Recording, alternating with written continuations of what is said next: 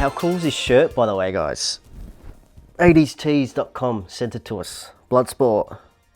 Fits the bill perfectly, don't you think? Link in the description if you guys want to jazz up your wardrobe with some 80s apparel. G'day guys, it's Chris from Legends and Lore and welcome to another video. Today we are talking about how we put together our battle report videos, the filming side of it. We've had a lot of great positive feedback about the production values on our battle report videos, which is really humbling, and I thank everyone for those comments. So we thought we'd spend some time to give you guys a bit of an insight into how we put together the videos, the thought process about the planning, the gear, everything that you could want to maybe perhaps set up yourself at home. We're still in lockdown here in Melbourne, unfortunately, so it's given us a good opportunity to present some new styles of videos that we can give you guys. So yeah, if you guys enjoy this type of stuff, let us know. But yeah, let's get rolling. Now, the first thing we decided, even before launching our channel, was deciding on how we wanted to present our videos. Do we want to go for the single camera, Winter's SEO, Striking Scorpion, mini wargaming style, or more of a multicam setup like Tabletop Tactics, Titans, and Play on Tabletop? Ultimately though, your choice comes down to how comfortable you are with your own video equipment. At Legends and Lore, we've opted for a multicam approach, which utilizes my experience and resources from being a filmmaker for 15 plus years to our advantage. We like the fact that multicam enables us some really creative options and flexibilities when it comes to editing. And we also like to keep our battle report lengths to around an hour, hour and a half. But the most important thing that I got to stress, guys, is to remember that never feel that because you have fewer cameras than us or anyone else that you might see, that you can't make great videos, because you can. So even before hitting record, the creativity for me begins at the table, before any dice are rolled. I enjoy this part of the process so much because it opens up my imagination to what is possible, setting up the narrative on the table. Terrain not only plays a huge part in the mechanics of Warhammer 40,000 or any other tabletop game for that matter, but much more importantly, it takes you deep into the narrative of the battlefield.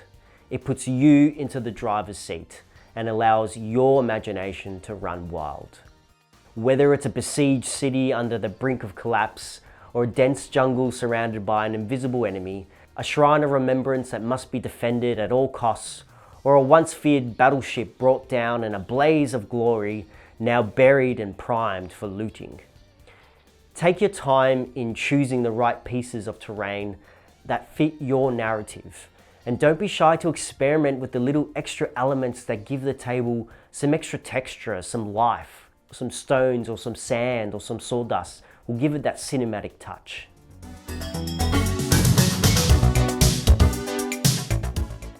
Now let me preface this part and say that you don't need to go out and spend thousands and thousands of dollars like this setup.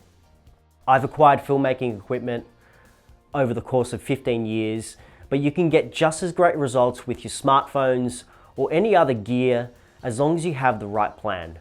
I'll also have links to all the gear that I mentioned in this segment down in the description of the video, so you can continue to do your research and try to find something that will suit your budget and needs. Now, your gear is going to be dictated on your choice of presentation. If you've opted for a single camera handheld setup, you can 100% film battle reports on smartphones.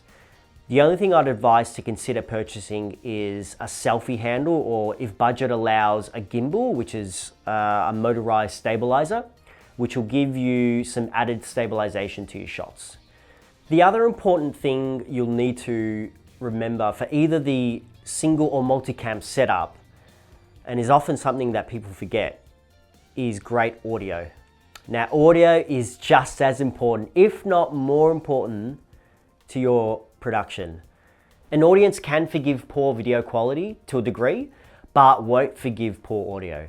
Whether you're using a smartphone, handycam, or one of these professional mirrorless cameras, always have an external microphone to capture audio.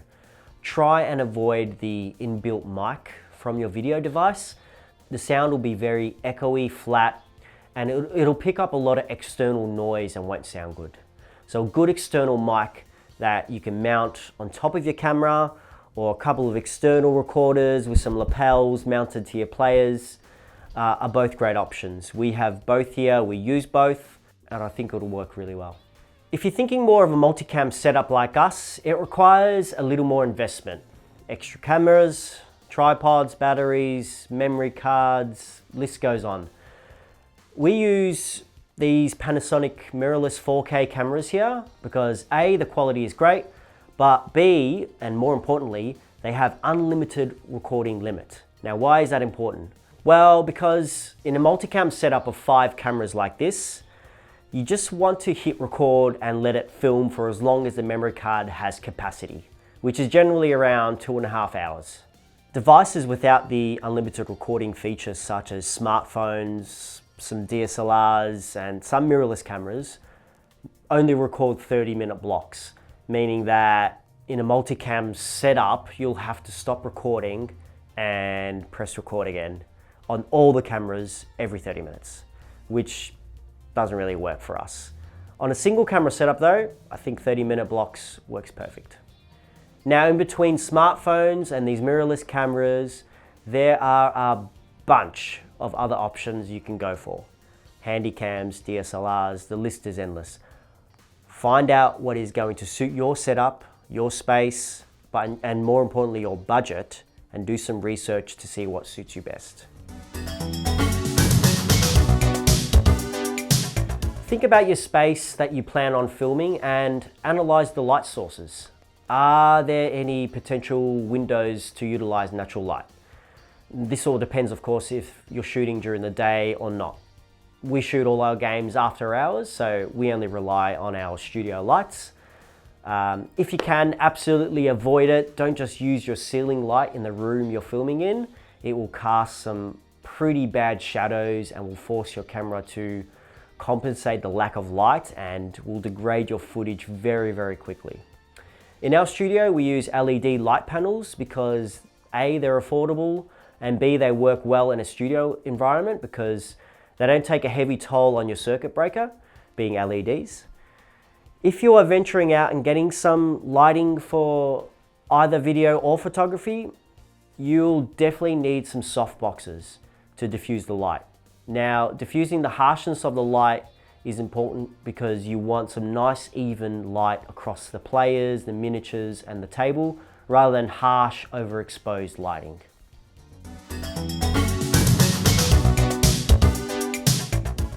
Let's stop talking about gear and focus more on being creative. A simple understanding of film language can really help elevate your shots for both video and photography.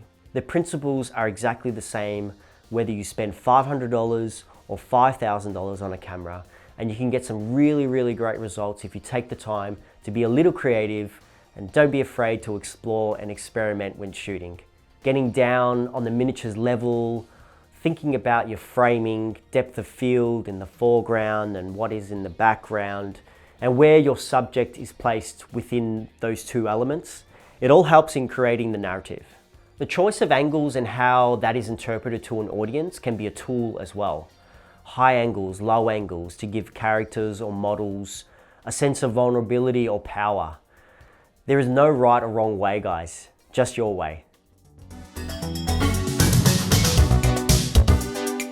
It seems every week there is a new group of people creating Warhammer related content and battle reports, which is amazing for the hobby. When I began my journey into the hobby, I spent countless hours watching Winter's SEO, mini wargaming, and tabletop tactics to fuel my hobby obsession, and they inspired me to take the leap into filming battle reports.